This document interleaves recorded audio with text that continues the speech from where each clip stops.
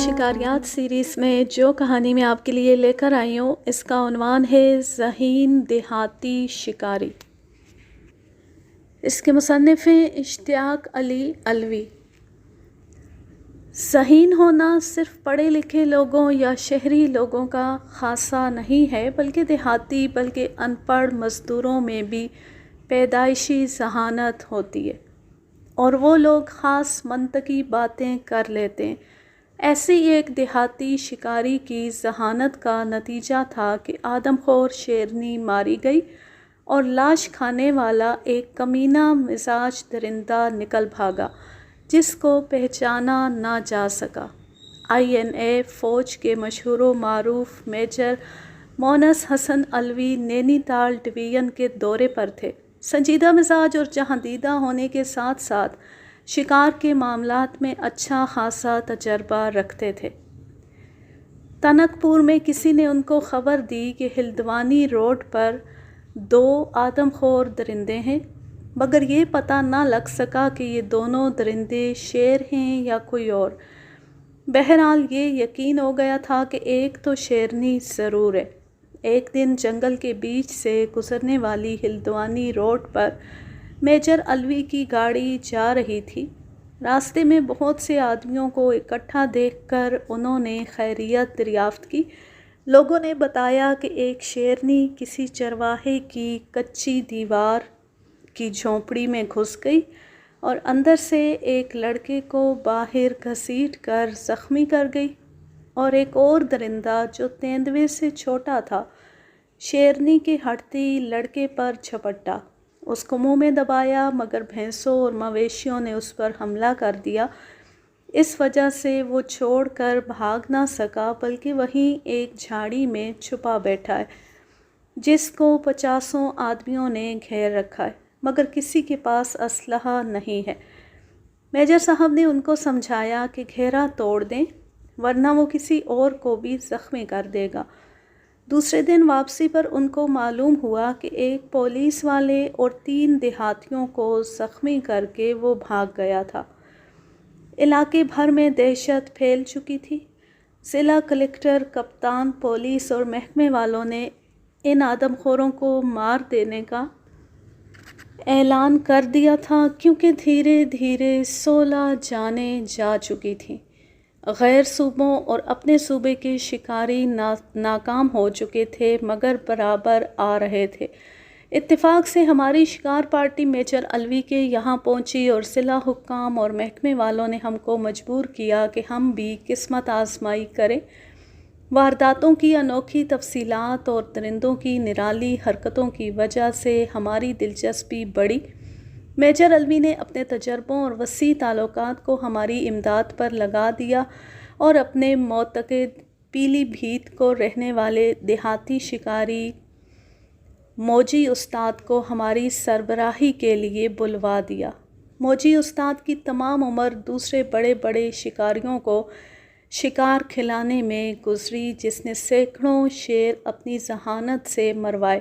ہمیں اندازہ ہو گیا کہ فوجی اپنے فن کا ماہر، شیروں کا نباز اور جنگلی جانوروں کی عادات کا واقف کار، واقعی کم سخن مگر بہت بیدار مغز آدمی تھا۔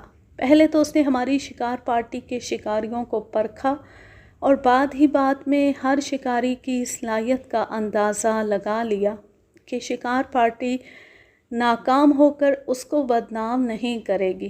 پھر درندوں کی بابت تفصیلات حاصل کرنے کے لیے ہم کو لے کر چرواہوں اور راہگیروں وغیرہ سے ملنے کے لیے جنگل کا دورہ کیا۔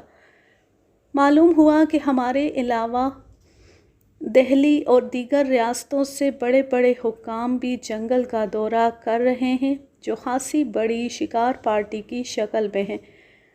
جھینی بلاک کے پرانے ڈاک بنگلے کے احاطے میں وہ شکاری پارٹی معاملے کی نزاکت پر گفتگو کر رہی تھی کہ ہماری پارٹی بھی اس میں شریک ہو گئی۔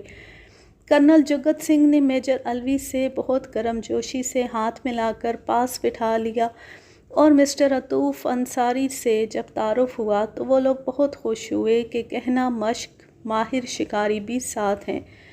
ہم دونوں پارٹیوں کو جو جو تفصیلات ملی تھیں وہ زیر بحث آئیں، وہ عجیب تھیں۔ مثلاً شیرنی صرف لڑکوں کو مارتی اور کتوں کو پھاڑ ڈالتی ہے، کچی دیواروں کے جھونپڑوں میں گھس کر صرف لڑکوں کو پکڑ کر مار ڈالتی ہے، نہ عورتوں سے بولتی نہ بڑی عمر کے آدمیوں سے، اس کو صرف مار ڈالنے کا شوق تھا۔ لاش کو کھاتی نہیں تھی بلکہ مویشیوں اور جنگلی جانوروں کا شکار کر کے اپنا پیٹ بھرتی تھی۔ جب کسی لڑکے کو مارتی تو لاش کو چھوڑ کر میل 2 میل دور تک خفکی میں دھونکتی، ہرراتی اور دھیمی آوازوں میں بولتی، تیز قدموں بھاگ جاتی تھی اور وہاں جا کر خوب گرجدار آوازیں دیتی تھی۔ موٹر کے انجن اور ٹارچ لائٹ سے اتنی خفا ہوتی تھی کہ اس پر اگر روشنی پڑ گئی تو گھنٹے بھر تک ہررایا کرتی تھی اور ہوشیار ہو کر بہت دیر تک آرام نہیں کرتی تھی۔ جس جانور کو کھانے کے لیے مارتی تو پہلی بار ہی ایک خوراک کھاتی، پھر واپس نہ آتی۔ جس آبادی میں گھستی تو ایک دم سے جھپٹ کر گھستی اور جو بھی جھونپڑی کچی دیواروں والی نظر آتی اس میں گھس جاتی۔ اگر کوئی لڑکا وہاں نہ ملتا تو کسی سے نہیں بولتی، صرف واپسی میں ہرراتی ہوئی بھاگ جاتی۔ وہ اکیلی تھی، ایسا لگتا تھا جیسے اس کا دودھ مجبوراً سوکھ گیا ہو اور تھن میں ڈھیلا پن تھا۔ ایک اور عجیب درندہ اس کے پیچھے لگا رہتا تھا جو تیندوے سے چھوٹا تھا، لکڑ بھگے کے برابر تھا مگر لکڑ بھگا نہیں تھا۔ وہ یہ حرکت کرتا کہ جس لڑکے کو شیرنی مارتی اور جیسی وہ ہٹتی تو یہ درندہ لاش کو لے کر فرار ہو جاتا اور کھا ڈالتا۔ واردات کے لیے دن اور رات میں کوئی فرق نہیں تھا۔ بڑے افسران اور ماہر شکاریوں کی موجودگی میں مختلف زاویوں سے بحث ہو رہی تھی۔ ایک دم سے شائستہ مزاج موجی استاد سے سبھی نے پوچھا اور اس نے بتایا کہ شیرنی کے بچے رہے ہوں گے جن کو لڑکوں اور کتوں نے بند کر کے مار ڈالا ہوگا، اور موٹر سے شیرنی کو کھدیڑا جاتا ہوگا، ٹارچ سے تلاش کیا جاتا ہوگا۔ وہ چالاک ضرور ہو گئی ہے مگر آسانی سے پھنس سکتی ہے، اس لیے موجی نے کہا کہ میرے لڑکے کو کار بھیج کر بلوا لیا جائے۔ میجر الوی کو موجی استاد پر پورا بھروسہ تھا۔ گاڑی بھیج دی گئی اور دوسرے دن 12 سال کا لڑکا آ گیا۔ پتہ یہ لگانا تھا کہ شیرنی ان دنوں کس علاقے میں تھی۔ یہ کام دیر طلب تھا۔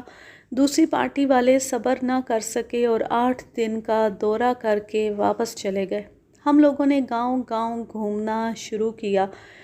آخرکار جھنگا پور پہنچے جہاں شیرنی کی پہلی واردات پیش آئی تھی۔ پتہ چلا کہ شیرنی کے 2 بچے تھے۔ جب شیرنی کہیں گئی ہوئی تھی تو چرواہوں نے اس کے بچوں کو کتوں کی مدد سے زخمی کر کے پکڑا اور قریب کی کچی دیوار والی جھونپڑی میں لے جا کر خوب مارا۔ اس کے بچے چیخ رہے تھے کہ شیرنی وہاں پہنچ گئی اور جھونپڑی میں گھس کر چاروں لڑکوں کو نوچ ڈالا، کتوں کو پھاڑ ڈالا۔ اس کے ایک بچے نے اس کے سامنے دم توڑ دیا اور سسکتے ہوئے دوسرے بچے کو وہ منہ میں دبا کر لے گئی، جس کی لاش کو کئی دن تک وہ منہ میں دبائے پھرتی، گرجتی اور کراتی رہی۔ اس کے قریب والی آبادی کے کئی گھروں میں وہ لڑکوں اور کتوں کو تلاش کرتی رہی۔ گاؤں میں ٹارچ لائٹ سے پہرا دیا جانے لگا اور ہر شک پر ٹریکٹر اس کے پیچھے دوڑا دیا جاتا تھا۔ یہ بھی پتہ چلا کہ ان دنوں شیرنی اسی بلاک میں تھی۔ دوسرے درندے کی بابت لوگوں نے بتایا کہ اس واقعے کے کچھ دن بعد سے ایک درندہ شیرنی کے ساتھ لگا رہتا ہے۔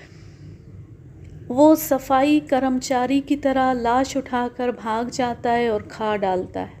5 گاؤں کے حلقے میں 3 دنوں رات ہم لوگ چکر کاٹا کیے۔ ایک دن صبح کو پتہ چلا کہ شیرنی نے ایک بچڑا مار ڈالا ہے۔ فوراً موجی استاد نے جنگ کا نقشہ میجر الوی کو سمجھایا اور بچڑے کو دیکھا مگر کسی دیہاتی نے نہ بانس دیے، نہ چارپائی، نہ کھٹولا۔ مچان باندھنے کے لیے اسی بھاگ دوڑ میں دوپہر ڈھلنے لگی اور بہت جلدی میں 2 درختوں پر جو لاش کے قریب تھے شبو اور ببو میاں کو بٹھا دیا، اور ہم اور عطوف بھائی زمین پر گھنی جھاڑیوں میں شیرنی کے راستے پر بٹھا دیے گئے۔ موجی استاد لاش دیکھ کر لوٹے اور ایک درخت پر بیٹھ گئے، اسی پر میجر الوی بھی بیٹھے۔ چڑیوں کے بولنے کی آواز پر موجی استاد کے کان کھڑے ہو گئے اور اس کے لڑکے نے باپ کے درخت کے نیچے سے فرسی نام لے کر کسی کو پکارنے کی آوازیں دیں۔ ابھی صرف 2 آوازیں دی تھیں کہ شیرنی گرجی اور خراتی ہوئی گائے کی لاش کو چھوڑ کر زبان سے ہونٹ چاٹتی، انتہائی بپھرے ہوئے انداز میں بدن کے بال کھڑے کیے، دم کو پھلا کر کھڑی کیے، سر کو بدن کی سیدھ میں نیچا کیے، گردن کو لمبا کر کے حملہ کرنے کے انداز میں بہت سنبھلے ہوئے قدم رکھتی لڑکے کی آواز کی سیدھ میں چلی۔ اس کا رعب دار چہرہ اور بھیانک ہو گیا۔ جبڑے خون آلود تھے، اگلے دونوں پنجے خون میں ڈوبے ہوئے۔ میری جھاڑی سے صرف 3 گز سے گزری، گھنی آڑ کی وجہ سے صرف جھلک بھر مجھے دکھائی دی۔ جس درخت کی پیڑھی کے پاس سے لڑکے نے آواز دی تھی اس سے 10 قدم پہلے وہ ٹھٹکی۔ یہ جگہ مجھ سے 10-12 قدم ہوگی۔ میرے کانوں میں اس کی سانس کی گھڑ گھڑ آوازیں آ رہی تھیں اور ہوا کے جھونکے کے ساتھ خون کی مہک بھی ملتی تھی۔ لمحہ بھر تھم کر ایک قدم، پھر لمحے بھر بعد دوسرا قدم اس نے بڑھایا، مگر اس کی نگاہیں درخت کی پیڑھی پر جمی رہیں۔ سوائے اس کے کہ میری گدی کے بال کھڑے ہو چکے تھے، کان گرم ہو چکے تھے، کوئی ہیجان یا گھبراہٹ کا احساس ہرگز نہیں تھا۔ ہو سکتا ہے کہ احساسات اپنی حدیں پار کر کے بے حسی کے عالم میں پہنچ چکے ہوں۔ میری رائفل کی نال باوجود آڑ ہونے کے اسی کی طرف سیدھی تھی اور لبلبی پر انگلی تھمی ہوئی اشارے کی منتظر تھی، مگر مجھے پورا احساس تھا کہ میں انتہائی خطرناک پوزیشن میں ہوں۔ فائر کرنے کے معنی موت یا مقابلے کو دعوت دینا تھے۔ میری سانس کا توازن برقرار تھا، رائفل کی گرفت مناسب تھی، نظریں اور کان اسی کی طرف مرکوز تھے۔ چونکہ پہلے سے طے تھا کہ درخت پر سے شبو اور ببو میاں پہلے فائر کریں گے، اس لیے انتظار کی گھڑیاں اور کٹھن ہو رہی تھیں۔ آزمائش کی یہ گھڑیاں شکاری کی زندگی میں بہت سخت ہوا کرتی ہیں۔ ایک قدم شیرنی نے اور بڑھایا۔ چونکہ اس کے سامنے درخت موٹا تھا اور بڑے پتوں سے پیڑھی کچھ چھپی تھی، وہ اسی کی آڑ پر شبہ کر رہی تھی اور سرک سرک کر بڑھ رہی تھی۔ یکلخت درخت پر سے 2 فائر ایک ساتھ ہوئے۔ ببو میاں نے فوراً ہی دوسرا فائر بھی کر دیا۔ غضبناک گرج ہوئی، آسمان پھٹ پڑنے والی ہیبت ناک آواز نے کانوں کے پردے جیسے پھاڑ دیے۔ جنگل دہل اٹھا، میں کانپ گیا۔ خوں خوں کی ہولناک کراہنے کی آوازیں زمین پر دھڑ پٹخ پٹخ کر وہ تڑپ رہی تھی۔ یہ اطمینان ہو گیا کہ گولیاں کاری لگی ہیں۔ زخمی شیرنی کی آوازوں میں گونج کی بجائے بھاری پن اور کھینچ کے ساتھ آوازوں کے نکلنے کا اندازہ ہونے لگا۔ اس کی ہر آواز دھیمی ہو کر تیزی لانے کے لیے زور لگاتی، مگر اس کا دم ٹوٹ رہا تھا۔ اس کو گہری کھانسی آئی، پھر آئی اور پھر قے ہوئی۔ پورا بدن اکڑنے لگا، دم کی نوک پلٹے کھانے لگی، خونخوار پنجے بار بار پھیلتے اور مٹی کھرچ کر تھم جاتے۔ آخری بار اس نے رہی سہی طاقت لگا کر سر اٹھایا تو آنکھیں نکل پڑیں، مگر پھر سر گرا اور آنکھیں پتھرا گئیں۔ موجی استاد نے مجھے آواز دی کہ نکلو باہر۔ عطوف بھائی آگے اور میں پیچھے۔ جب اس جگہ پہنچے کہ شیرنی صاف نظر آ رہی تھی تو ہم ٹھٹکے، پھر پڑے اور تھم کر 5-7 منٹ انتظار کیا۔ اس کا چکر کاٹا مگر وہ مر چکی تھی۔ اتنے میں موجی استاد نے آواز دی کہ دوسرا درندہ جا رہا ہے، مارو۔ ہم نے جھلک دیکھی، عطوف بھائی نے بھی جھلک دیکھی اور نشانہ ملا کر ہاتھ روک لیا۔ میجر مونس حسن علوی نے مذاق اڑایا کہ عطوف بھائی مارا کیوں نہیں؟ کیا سہم گئے؟ جواب میں عطوف بھائی نے کہا کہ وہ نہ شیر تھا نہ تیندوا، تو کیا مارتا؟ پھر کیا تھا؟ کون سا درندہ تھا؟ اس پر دلچسپ بحث دونوں میں اب تک ہے۔ شیرنی کا نوخیز پٹھا تھا یا تیندوے کا پٹھا تھا یا سیوٹ کیٹ تھی؟ بقول میجر صاحب کے وہ بھی ٹرافی تھی، اور بقول عطوف بھائی کے میجر صاحب درخت پر کیوں چڑھ گئے؟ اگر ان کو جاپانی انگریزی جنگ کی بہادری ثابت کرنا تھی تو میری طرح زمین پر چھپتے۔ قدرت کا کرشمہ ہی تو ہے کہ فوجی میدان کے ہیرو سرکاری ٹرک اور لاریوں کی اسکیموں کو چلانے کے لائق سمجھے گئے۔ وہ شیر کے شکار میں خود تو درخت پر چڑھ کر بیٹھے اور ہم کو زمین پر چھپے رہنے کو کہا۔ سیوٹ کیٹ درندہ ضرور ہے مگر ٹرافی نہیں کہا جا سکتا۔ گرد و پیش کے حالات بتاتے ہیں کہ جو کچھ وہ درندہ ہو، وہ بقول موجی استاد کے خونخوار لطیفہ ضرور تھا۔ میجر صاحب فرماتے ہیں کہ وہ لاگو تھا مگر شکاری کی نظر ہی جب نہ پڑی تو صرف سرسراہٹ کی آواز پر درندے پر کون فائر کر سکتا تھا؟ سوائے میجر صاحب کے موجی استاد نے کیا خوب کہا کہ ٹرافی کے ساتھ ساتھ اس بحث کو بھی گھر لیتے جانا بہت دنوں تک دلچسپی کا باعث بنی رہے گی۔ واپسی پر تنک پور میں خوشی کا جشن منایا جا رہا تھا کہ خبر آئی کہ تنک پور کے کپڑے کے کاروباری مشہور دکاندار مسٹر رضا کو شیر نے چبا ڈالا، مگر انہوں نے شیر مار لیا۔ مسٹر رضا کا ایک ہاتھ زخمی تھا۔ شیر نے ایسا چبایا کہ گوشت میں دانت لگے، ہڈی بچ گئی۔ واقعہ یہ ہوا کہ رضا صاحب اور ان کے دوست شکار پر نکلے۔ تنک پور سے ہلدوانی روڈ پر 3 میل سے جنگل کے اندر جا کر پانی کے پاس چیتل وغیرہ مارنے کے لیے درخت پر بیٹھ گئے۔ مسٹر رضا کے پاس رائفل تھی اور دوسرے کے پاس بندوق تھی۔ اتفاق تھا کہ ایک شیر اپنے شکار کی تلاش میں ان کے درخت سے 10-15 گز سے گزرا۔ مسٹر رضا نے رائفل سے گولی مار دی اور وہ کود کر قریب کی جھاڑی میں آدھا گھس کر گر گیا۔ شکاری لوگ خاموش قریب 2 گھنٹے بیٹھے رہے۔ اتنے میں کسی بازار سے واپس آئے ہوئے 10-12 راہگیر ٹھیک اسی پگڈنڈی سے آتے نظر آئے جو زخمی شیر کی جھاڑی کے بالکل پاس سے گزرتی تھی۔